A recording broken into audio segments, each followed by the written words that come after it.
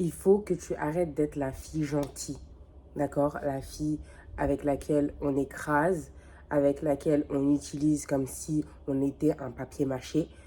Vraiment, il faut que tu arrêtes de te laisser faire tout le temps. En fait, tu sais, être gentil n'est pas forcément un problème. Mais le vrai problème, c'est de s'oublier pour les autres. C'est ça le vrai problème. Être trop gentil, en soi, est une qualité. Ce n'est pas un souci d'être gentil. Mais le problème, ça dépend quel est le degré de ta gentillesse. Est-ce que tu es trop gentil jusqu'à ce que les gens t'écrasent, t'utilisent ou te manipulent? Ou alors, tu es gentil, mais tu es quand même, voilà, tu as quand même des limites à ne pas dépasser. C'est quand même ces deux différences-là qu'il faut savoir connaître. Le truc, c'est que tu peux être gentil, mais sans tout accepter. Ça, c'est vraiment la base. C'est la base même de la gentillesse. Tu peux être gentil dans le fond, mais quand même avoir des limites. Là, je vais t'énumérer 3 signes qui montrent que tu es beaucoup trop gentil. Par exemple, tu as envie de dire non alors que tu dis oui. Par exemple, on te propose de sortir et toi, vu que tu n'as pas envie de trop sortir et tout, mais que tu n'as pas trop envie de rester à l'écart et tout de tes amis et qui ne te voient pas en mode un peu en bizarre, tu te dis, bon, je vais dire oui et tout, mais vas-y, au fond, j'ai pas très envie, mais je vais dire oui quand même parce que sinon, ils vont me rejeter. Tu vois, ça, c'est un exemple tout bête que tu es trop gentil. Tu vois, quand tu as envie de dire non, mais que tu dis oui quand même, juste pour être accepté. Ça, c'est une forme de gentillesse qu'il faut arrêter définitivement. La deuxième chose, c'est que tu fais passer les autres avant toi. Donc, par exemple, je sais pas, tu voulais aller je sais pas, faire les courses, voilà, et t'as une copine qui t'a proposé, voilà, de sortir et tout, machin, à l'heure où tu devais faire tes courses. Donc toi, au lieu de faire tes courses, tu préfères en fait sortir avec cette copine-là alors que de base, t'as fait des choses à faire. Et ça, c'est un exemple tout bête, hein, tu vois. Par exemple, toi, tu dois t'occuper de tes cheveux, tu dois te maquiller, tu dois aller voir quelqu'un d'autre et tout.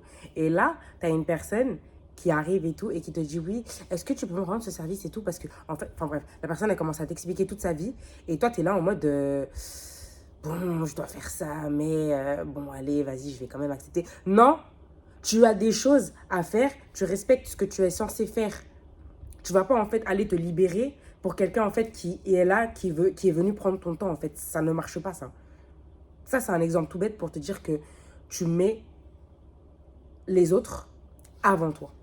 C'est ça qui se passe. Et le troisième point, tu culpabilises à partir du moment où tu poses des limites. Donc quand tu essayes voilà, de poser des limites et tout avec des gens qui ont eu habitude de prendre ton temps, ton énergie, de te manipuler, etc., etc., et bah tiens, ça les dérange. Mais en fait, il ne faut pas que tu culpabilises. Parce qu'en fait, c'est là où tu commences à voir le vrai visage des gens. C'est là, au fait, où tu commences à te sentir, mais en fait, là, c'est fou quand même. Parce que là, je commence à mettre des limites. Et les gens, en fait, ils sont là en mode bizarre et tout. Pourquoi est-ce qu'elle agit comme ça et tout, machin. Vous voyez, la personne, elle commence à vous voir en bizarre. Mais en fait, non. En fait, non. Parce que toi, à partir du moment où tu as décidé de mettre cette barrière, à partir du moment où tu t'es dit non, c'est bon, j'accepte pas ça, tu n'as pas à culpabiliser parce que tu t'es respecté en fait.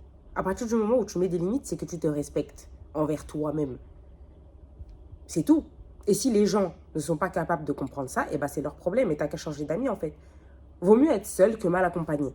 Vaut mieux être seul que de rester avec des amis comme ça qui te jugent pour un rien. C'est aussi simple que ça.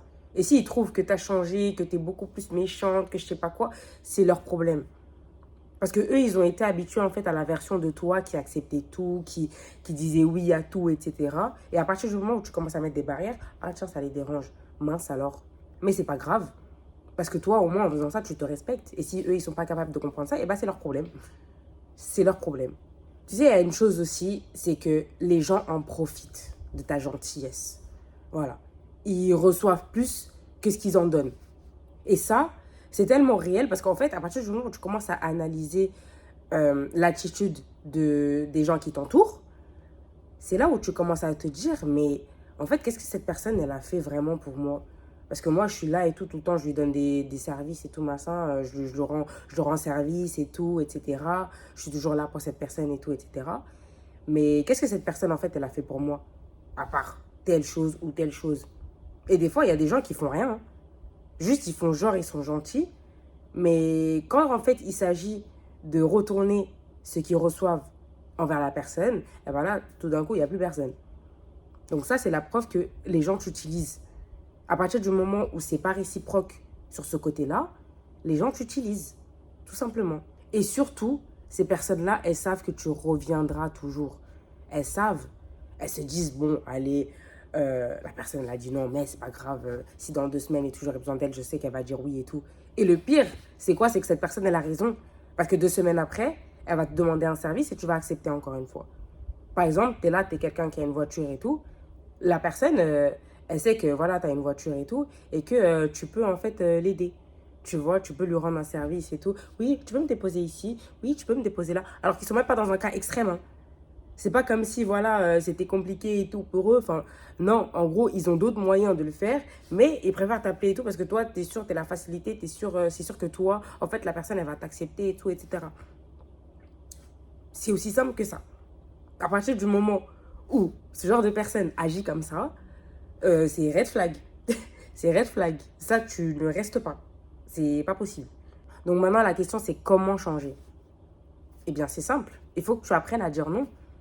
Quand, au fond de toi, tu n'as pas envie, personne, je dis bien personne, ne peut te forcer à le faire. Si, imaginons, on te propose et tout de sortir et tout, machin, et que tu n'as pas trop envie et tout, mais genre vraiment pas, c'est-à-dire qu'au fond, tu n'as pas envie, et que tu vois que la personne vraiment est forte jusqu'à elle lâche pas, et que toi, en fait, tu finis par céder et tout, alors que de base, tu voulais pas, tu vas voir que ta soirée, et ben en fait, ta soirée, elle va être gâchée, parce qu'en fait, tu vas passer une très mauvaise soirée, tu vois. Tu vas te dire, mais en fait, moi, je voulais pas et tout sortir, mais vas-y, on m'a forcé. Personne t'a forcé, ma belle. C'est toi, en fait, t'as laissé passer, t'as cédé. C'est surtout ça, t'as cédé, un truc que tu ne voulais pas. Et après, tu regrettes. Tu te retrouves et tout en soirée, en tirant la tronche toute la soirée. La vraie chose, c'est que tu dois poser des limites. Il faut que tu te choisisses toi avant les autres. C'est tellement important. Parce que si tu te choisis pas avant les autres vont t'écraser. Ils vont arriver, ils vont te prendre comme ça. Ils vont te regrouper en cercle et tu ne pourras plus ressortir en fait.